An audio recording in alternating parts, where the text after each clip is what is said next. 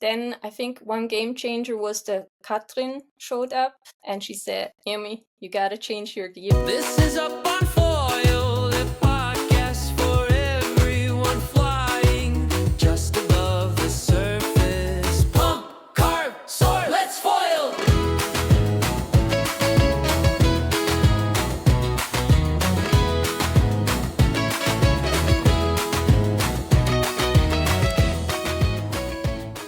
All right. Welcome to podcast number 52 of Up on Foil, the podcast where we talk all about foiling. Today with Naomi Shepherd. She's a pump foiler, a pump foil teacher, and she's a team rider of the Surfside Shop, a doctor as well. I'm going to get into all of that. We had a session a couple of days ago, which was rainy but very fun. Yes. And I'm Matt, podcaster. I can actually say very average foiler, but I enjoy just being on foil. That's why, look, I bought this shirt, foil It's shirt. cool. I really Awesome. love it. That's really cool. I like Thanks. it. Thank you. And thanks, Naomi, for coming on the show. Is there anything you want to add right away that I forgot to mention? No, I think you covered it all. Thanks for having me. Awesome. On your Instagram, you have like a Swiss flag, an American flag, and then it says made in Japan. What is that all about? So I'm a bit of a mix. My mom is Swiss. She's from the area around Bern, and my dad is American. He's from New Jersey. He lived in Hawaii for a while, and then he moved to Japan. And that's where my parents met, and it's where I spent my first few years. So that's the whole That's background. amazing. Yeah. Do you speak any Japanese, or do you used to speak Japanese? I used to speak Japanese, but we moved to Switzerland shortly before my 6th birthday. And it's a time where you learn languages really quickly, but unfortunately you forget them quickly as well. So I went to a Japanese Buddhist kindergarten, and Japanese was my best language. But now I can hardly speak anything in Japanese. So it's one of my goals to one day learn it again, but it's a bit of a shame. Well, you have a lot going on, but have you been back to Japan since, like on Yes. vacation or something? Yes, only on vacation, but I've been back a few times. And I actually grew up in a town on the coast. It's called Kamakura. It's about an hour south from Tokyo. So I grew up close to the ocean the first few years. And It's really Nice. beautiful there. I hope maybe next year that I can go back and visit. And I've also checked out online. There are a few foilers there.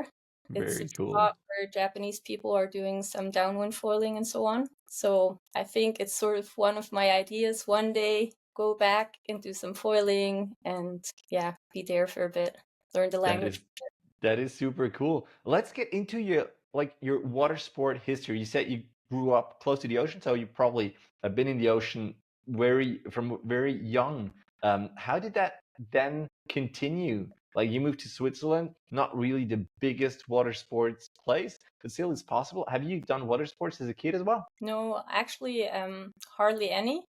I always loved being in the water, but as a kid, I had a problem with my ear, so I wasn't allowed to do like diving and anything. So I haven't been in the water a lot. And then I think also growing up, it was just not really a focus. Like I remember being a teenager, I had this phase when I thought, I want to learn surfing and so on, but it wasn't really in the cards to go somewhere where you can surf. And then I started my studies and everything, and it never really came about. And so I got into water sports really late. I've always been a lover of the ocean. Since I was little, I loved whales and dolphins, and I was super interested in this. And I'm a member of KIMA. It's a sea research and conservation organization. And I've been going on research expeditions with them on a sailing boat. So I've been sailing for a few years, but real sort of board sports underwater, it's only been since I started pump foiling. So How did late. that happen? Did you see it like online or on the water and thought like that's something I want to do as well? I think I've seen somebody wing foiling, like 2 wing foilers on Lake Thun a few years back. I thought, looks amazing. But they Really? were Did really you? good. Yeah, Okay, if they're good, then yes.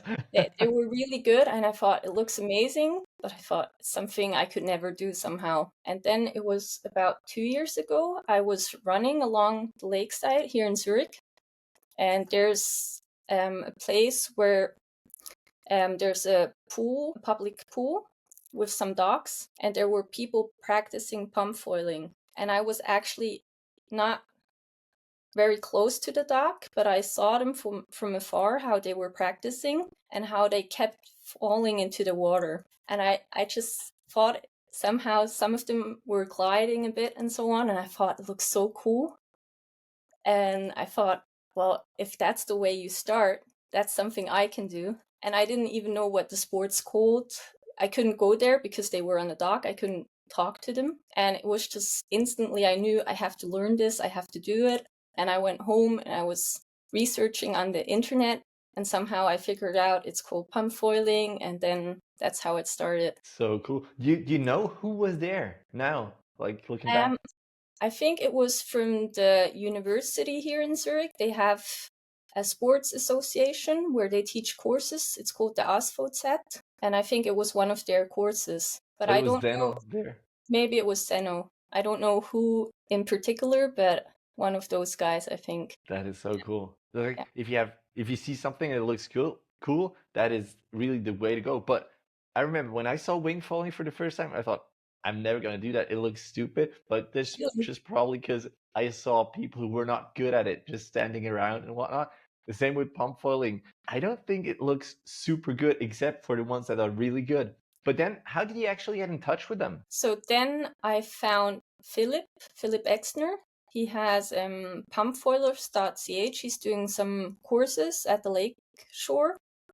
And I took 2 classes with him and learned sort of about what's a foil and about the material and so on. And then I also did a few classes with the ASVZ, actually, where I saw these people.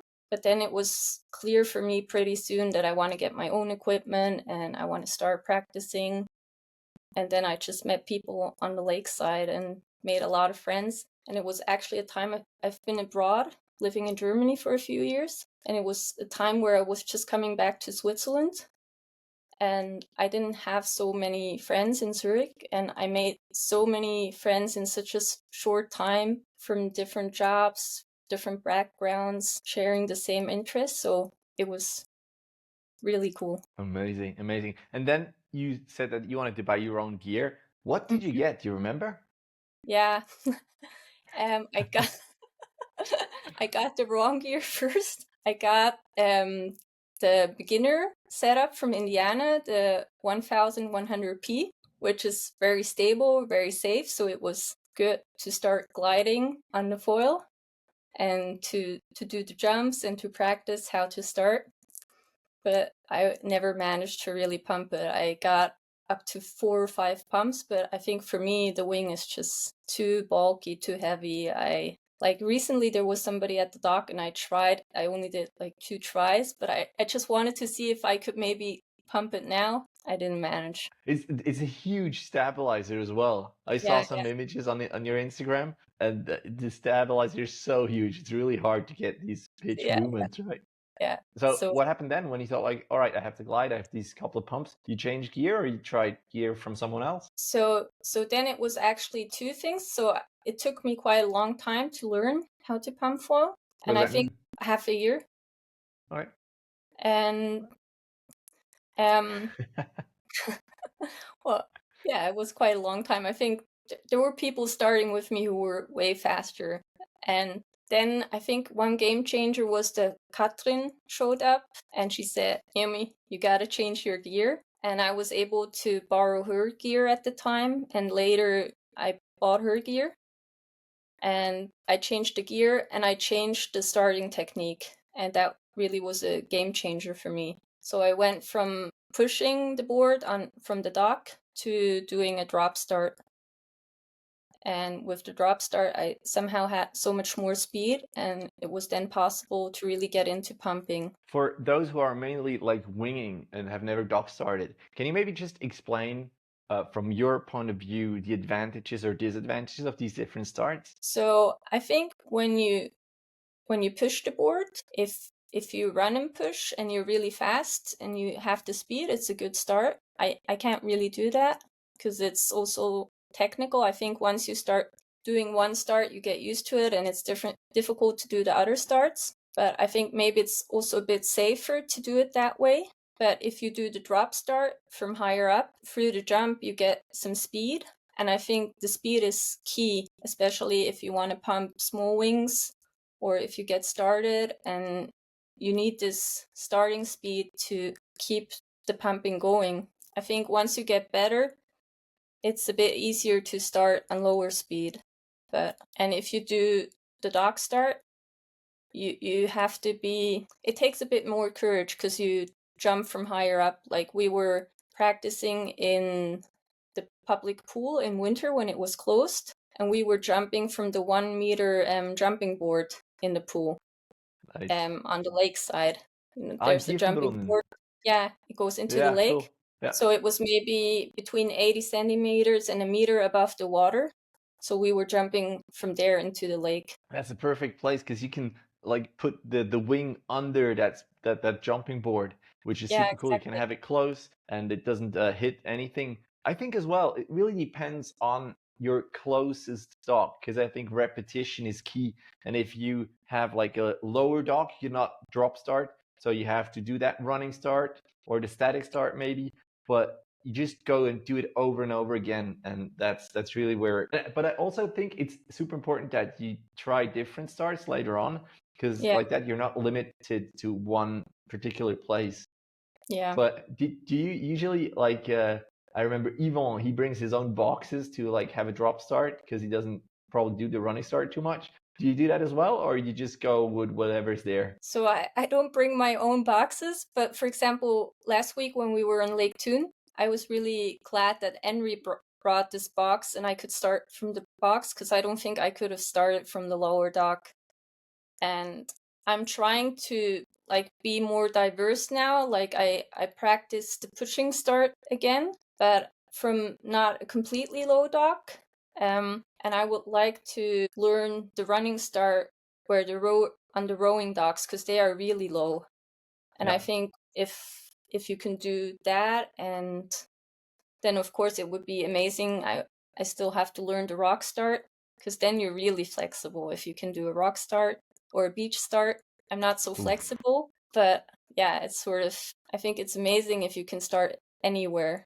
I was also trying to start from a boat, and I was sailing in the Mediterranean in May, and I brought my setup, and I was trying to start from the boat. It had a ramp at the back, so that was also good. It was quite tricky because it was moving with the waves, and then you had to sort of see if you can time it a bit that you don't go at the wrong point when the waves are hitting the wrong way. So that was interesting as well. Let's maybe continue with that start. You're a pump foil teacher as well. Is the drop start the start that you teach your students?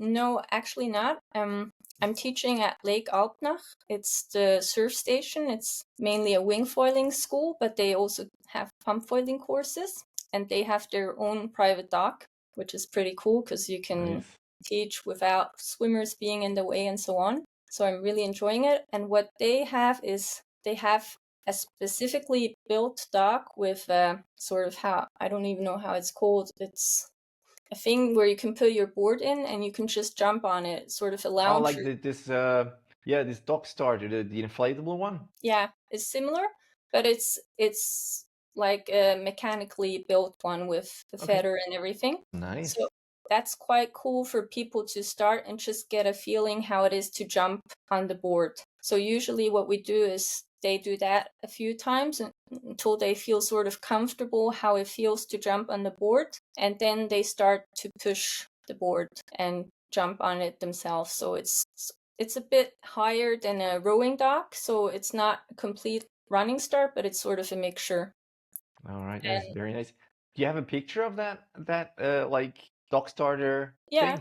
Yeah. Awesome. We can add that to the video. So whoever is listening, go on the YouTube as well, Matt on Foil, where you can see that. That is so exciting. Is it similar to the inflatable ones? Like the board is just sitting there and you run and you jump on it. Yeah. Because when I first used that inflatable dock starter, it was quite difficult for me to adjust. How's it for you? Was that difficult as well, or did you like manage to go No, instantly? it's super difficult because I jump completely different. I think it's good in the beginning just to do a few jumps, just to get the courage to jump on the board without having to hold it and so on. But then I think it's important to switch after a while because the way you jump on the board and you put on your weight, it's completely different. When you How is start it? jumping, yeah, it's I think you have to jump more soft forward with the launcher, and when I jump otherwise to start, it's difficult to explain, but I put too much pressure when I use the launcher and I just go straight down. I had similar experiences. Like first, because I usually come with quite a lot of speed and power as well, but I Mhm. have the weight on my back foot, and as Mhm. soon as feel it moving, then I move to the front. But Mhm. I first, because I was coming from regular dog starting as well, and I Mhm. put the weight on the front foot, and it always just went down immediately. So I had to Yeah, yeah. adjust as well. I have the same problem. So I just tell the students do this for a few times just so you get comfortable. And usually it's them who decide what they want to do, like how long they want to use the launcher. Some feel more comfortable going on with it, and some they switch after like 10 tries or something and start pushing it on their own. And I think it's good to switch afterwards, but it helps to sort of get over the first sort of reserves and get started. The last time I used it for parrowing dock starting. Mm-hmm. Because like that I didn't have to like hold the board. I could just run with the parrowing in my hand. And then it was just easier because when I used it with dock starting, I stood on the lines or the canopy and fell because of that. So that really helped for that. Have you tried that as well? No, but it sounds super cool. Now I think, oh, I have to practice the launcher so I can try that because that sounds super tempting. Yeah, it is really fun. The problem is where I used it in Sils, Lake Mhm. Silvaplana, the little bay that is there is maybe 50 to 80 meters long. So I jump on that launcher, I deploy the parowing, and I immediately have to chive because I'm at the end of the bay. So that's Oh, like the disadvantage. So if you have the little bigger Lake Alpnach, that might help a lot. yeah, there's a lot of space on Lake Altnach. Like, How's the seaweed situation in at Lake Alpnach? it's not too bad. There's like close to the doctors a bit, but you can go around it.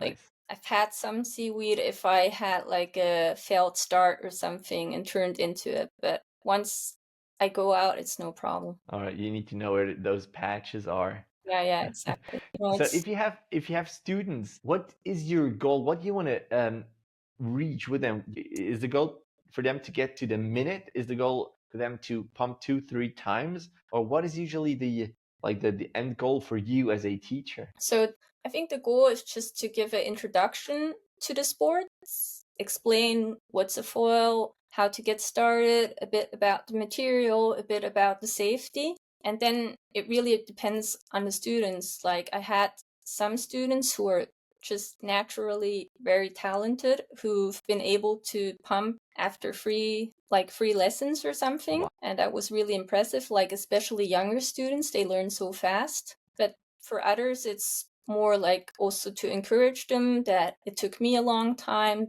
that if you're patient, anybody can learn it. And then I think pump foiling in general, it's not a sport that you can learn in a class. Like the class is the way I did it. Like with Philip, I started and I got introduced to the sport, but then I went to the dock and practiced myself. And it's more an introduction, and also some things like what they can consider when they want to get the equipment. Like now there's a big secondhand market for beginners equipment and stuff like that, and just sort All of right. convey the passion for the sports. And also like safety things. What do you tell them about safety? So I think for me, I think safety is something that I consider very important because foiling is a dangerous sport. The foils have edges and everything, and you can get hurt. But if you're taking some precautions, I think you can be safe. So for the courses, the minimum requirements are that people are using an impact vest and they use a helmet. And I think it's also good to wear a wetsuit in the beginning, even if it's not for warmth, but just for protection, that you don't get cut or anything. And then I think what's important is to be safe for yourself. Like if you have a fall that's not controlled, I always tell the students, like, put your hand in front of your face if you feel you're falling in an uncontrolled way, because I think that's the most dangerous, if some tip of the fall gets towards the eye or something. And then I think a second aspect is also how we behave when we're on the lakeside, like towards other people who are using the lake. If there's, especially in the summer, if there's a lot of swimmers or other people doing water sports, that we also consider their safety, that we talk to people. If there's divers, that we go and talk to them and ask them, where will you be diving? If we see bubbles, that we, like, it's better to wait once and be safe than to take a risk, I think. It makes a lot of sense. Yeah. I still want to ask you, and I actually want to ask the audience as well, because there's always the question of safety and what gear you should bring and whatnot. And for me personally, I was never injured. I never cut myself. Nothing ever happened. And when I ask around with my friends, they as well, like, yeah, you need to take care because something can happen. But to them as well, nothing ever happened. So what I want to ask the audience and also you, did anything ever happen to you personally? Not a friend of a friend who had whatever, but to you. If you have a story like that, please hit me up on Instagram and maybe share the story in maybe like a 3 to 5 minute audio or video if you can, telling me and us about what happened, so I can like mush it together in a little special podcast episode. So if anything dangerous or an accident happens with you foiling, please tell me so we can actually all learn from it. So Naomi, did something ever happen to you personally? Yeah. Oh. Yeah. Like it was actually, I had an accident foiling. I burst my eardrum, and that really sucked. I was wearing a helmet, but it didn't have ear protection. Okay. And I think it was like on a weekend, and I've been foiling quite a bit, and I fell a few times, but sometimes when you're trying stuff and you're still learning, you have some falls, but nothing really out of the ordinary. And then at some point, I was just sort of gliding when I finished the run, and I came into the water with my ear, and I just felt it like pop. And yeah, I had to take a long break, and I still have problems with my ear. So that's why I'm always wearing on my left ear that's been injured, that still has like a scarring, and it's a bit complicated. It's like probably something that's sort of now part of me that I have to deal with. But I always wear earplugs, neoprene headband, and the helmet with ear pads. Maybe it looks a bit silly, but as long as I can do the sport I love, I don't care how I look. But yeah, that kind of sucked also because I had to take a break and I didn't know how it would turn out. First, was not sure if I need an operation or anything.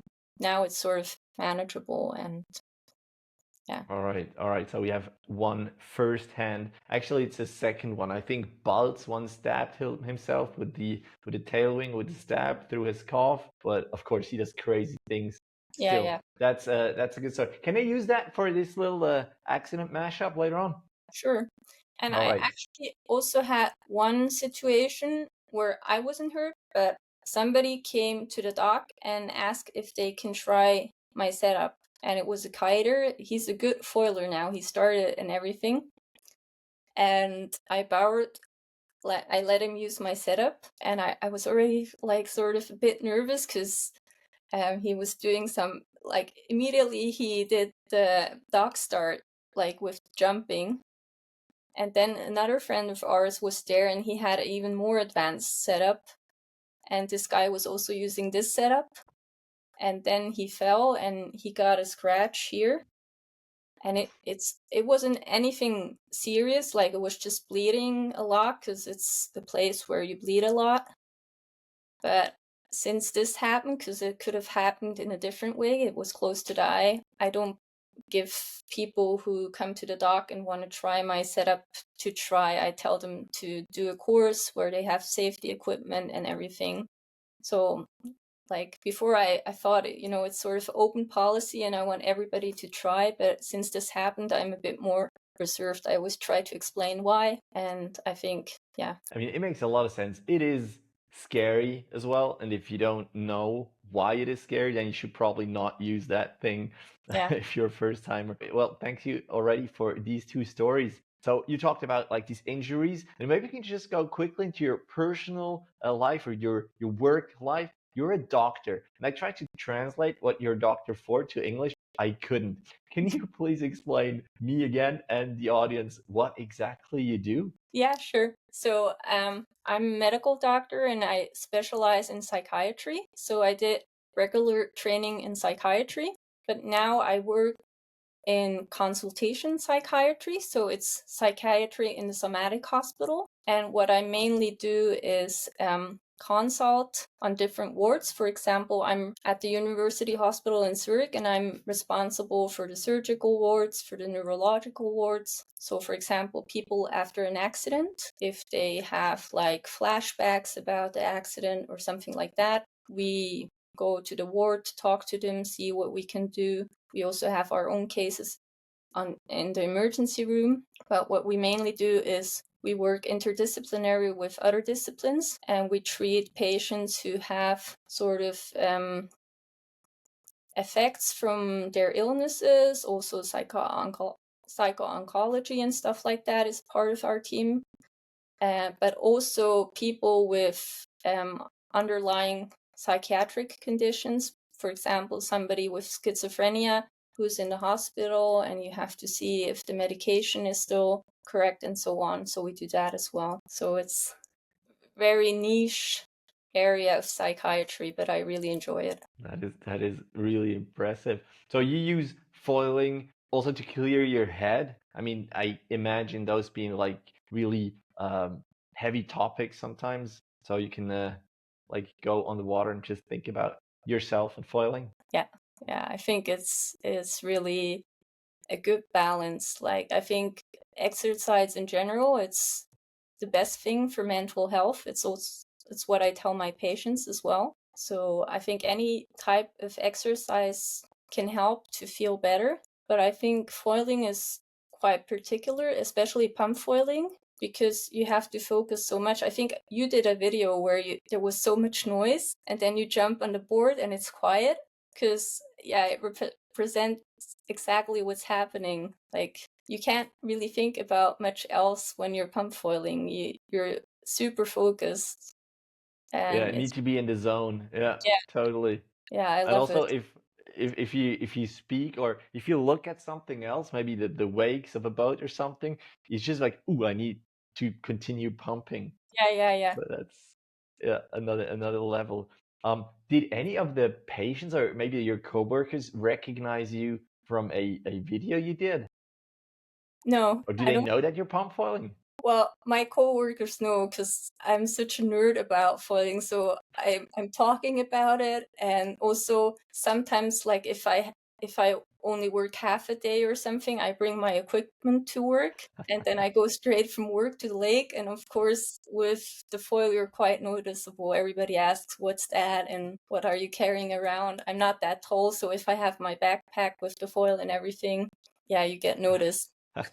That is super cool. And we before we digress a little bit, you said that you bought your gear from Catherine Colo. And when I watched on your Instagram, you have or had like a custom board Yeah. where it said Splash Shepherd. Can you maybe tell us how how you came up with the name, when you had that board made, what board it is, and what gear you're using now? Yeah, I really love my board.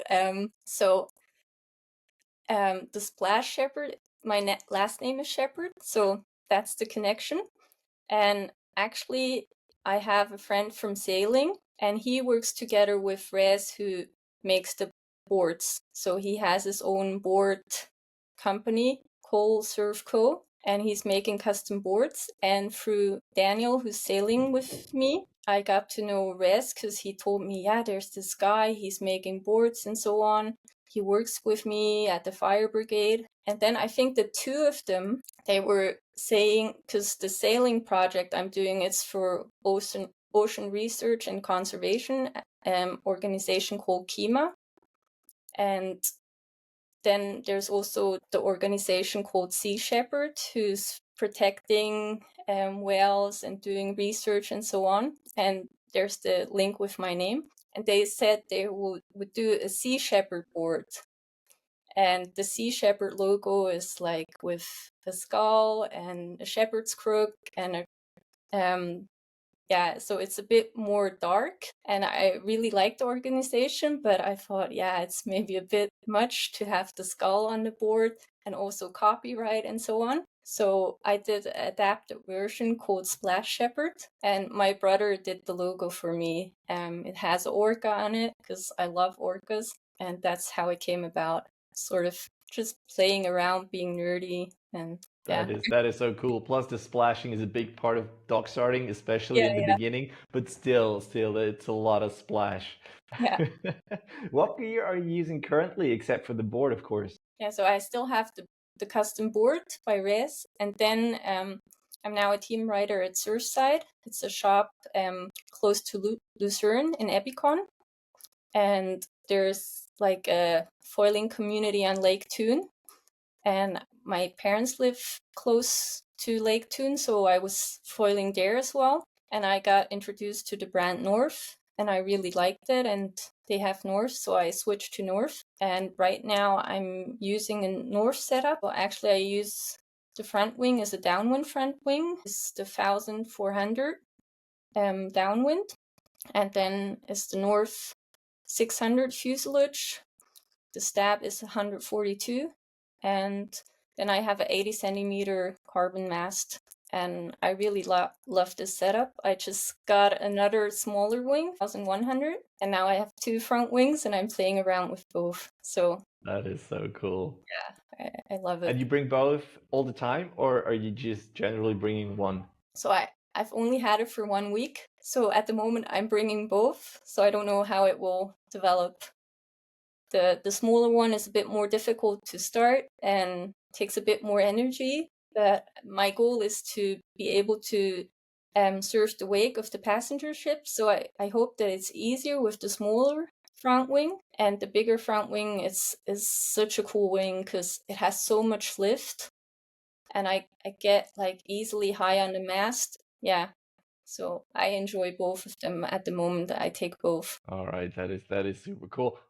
I just think if I look back at my dock starting like beginning, like my first goal was to go out and like come back to the dock. Then it was the minutes. Then I tried to go as long as possible. Now the wakes start to be a thing. What what was your progression, and what are you currently focusing on? So I think, yeah, in the beginning, it was just my goal to get started and do a few pumps. And I was already super happy once I got to do 10 pumps. I was super excited that that worked. And then for a long time, I was just going straight out into lake, crashed, and swam back.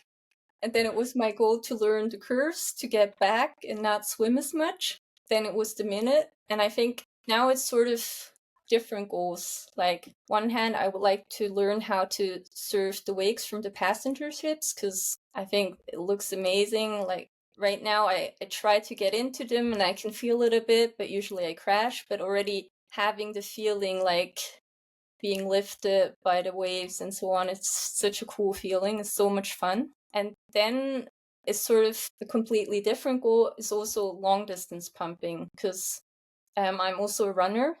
And I also did a few marathons, and I also like endurance sports. And I think if I could do this in pump foiling as well, it would be amazing. But yeah, I don't know if I have to like improve my technique or if it needs another wing, probably both. But yeah, like That is very interesting because like this endurance thing, I think it's kind of a hype at least here in around Lake Thun. Last episode was Hilti Insta, who pumped around Lake Briens and Lake Thun. So that's a big thing. And actually, I'm trying to do that as well, getting more into long distance. And my problem is that first, yeah, you need a big front wing.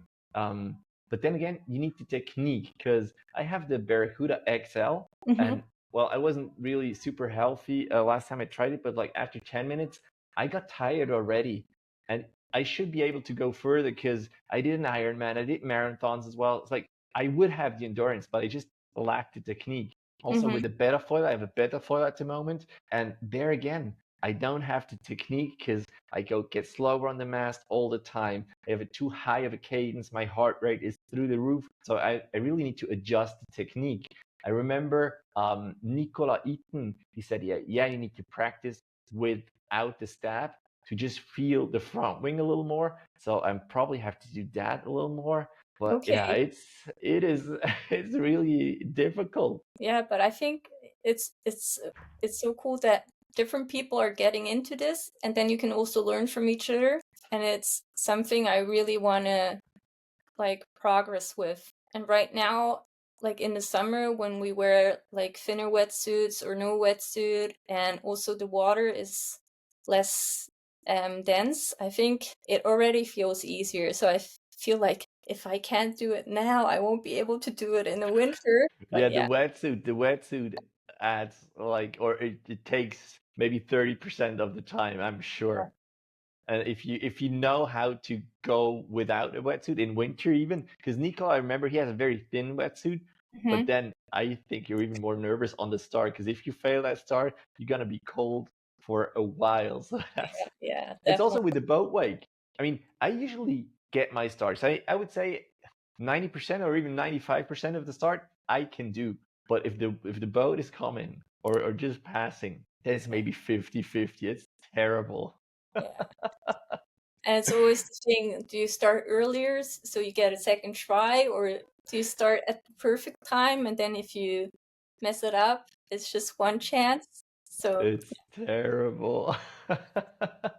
um, are you wing foiling as well? I remember last time you said that you started to wing foil as well. Maybe the pair wing is a thing. Have you tried the paddle? What else are you foiling on? So actually on Lake Alpnach at the surf station, since I'm teaching the pump foil classes, I also get to wing foil there, which is really cool. I'm still a very beginner in learning, but it's my goal to get into wing foiling more. I tried a few times to paddle, like just like 2 or 3 times, failed miserably.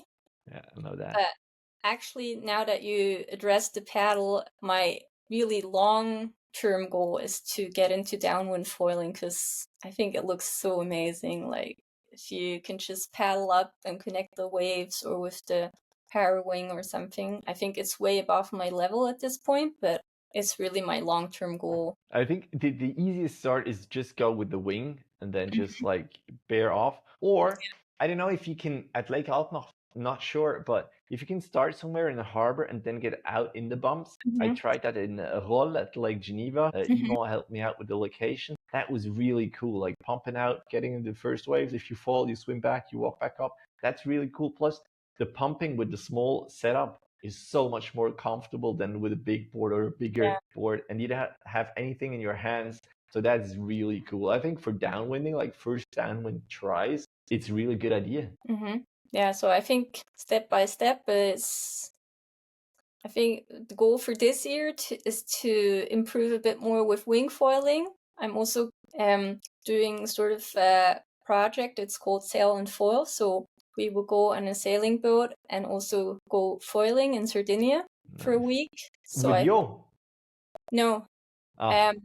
I organized it together with Res. Okay. And we're a group of people who are going together. Oh, very So, nice.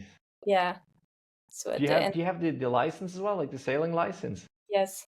Oh, very nice. Because I have it too, and I asked Joe if he needs some help, and say, well, maybe I need another skipper, because he has a lot of people who want to join.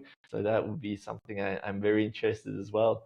So you can go to the Sounds best places and just surf around, and that's amazing. yeah. Um, Naomi, is there anything else? Like, do you have a session planned today? What's next with your foiling? So yeah, I think after this, so today I have a day off.